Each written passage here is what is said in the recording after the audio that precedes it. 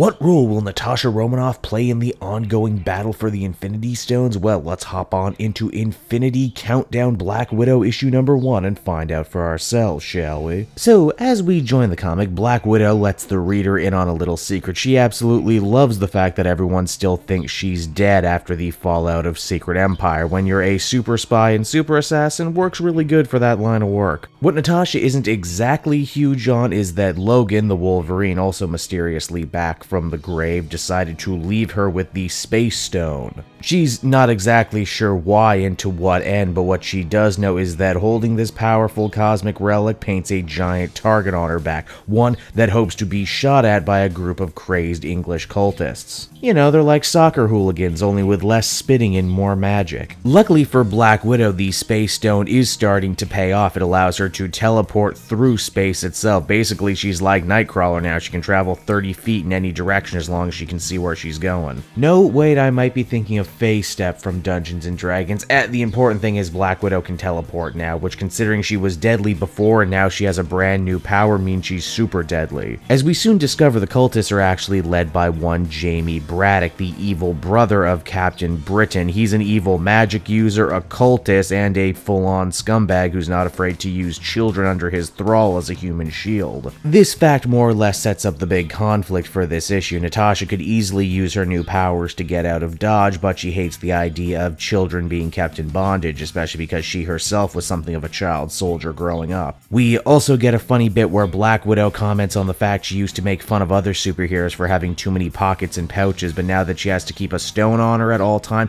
and in a tight leather outfit, she wishes she had a pocket. Black Widow raids the cult HQ, and of course, with her own innate abilities added with her new cosmic power, she makes short work of all the schmucks guarding the door. But as we soon discover, other forces are taking note of what's going on here. One of those people just so happens to be Merlin. No, not the Merlin you're thinking of, but also maybe the Merlin you're thinking of. He's another Captain Britain supporting character. Basically, you know, what if the dude from Big Lebowski was also magic and also Yoda? Black Widow is ultimately able to defeat Braddock, but not at a cost. She gets bitten by some of his astral serpents, which means she has magical venom coursing through her veins. Merlin picks her up, helps her finish off all that business with Braddock before eventually going all wise sage master on her. Natasha feels that if she can get to Greenwich and Doctor Strange, he'll certainly be able to reverse the effects of this poisoning, but even with her new space powers, she can't get there that quickly. But Merlin believes in her, and in doing so, the two take a magical train ride together where Natasha thinks that Merlin was the one who got them back to New York,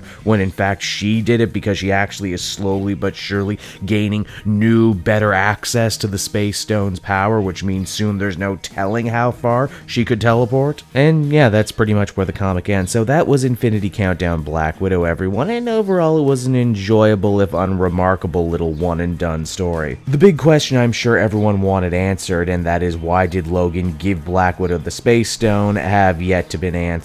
But, you know, they do set the stage for Infinity War, and it looks like Black Widow is going to be a big part of that story.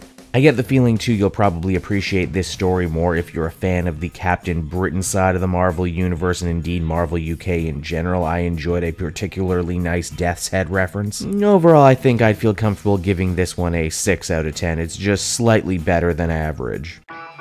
Hey there everyone, it's your old pal Cape Joel, and I want to thank you so much for watching to the end of the video. If you did, why not check out some of these other videos I've been working on? Then you can follow me on Twitter and Facebook at Cape Joel, so you're always up to speed on what I got coming out next. And hey, if you really like what I do, you could check out my Patreon link down in the description. Patrons get exclusive access to videos and podcasts before anyone else, and you can do so for as little as $1 a month. That's only $12 a year, and I would really appreciate it. So, until we meet again, everyone, this has been Cape Joel. Thank you so much for watching, and I will be back again with more comic content that smacks of greatness. Bye-bye.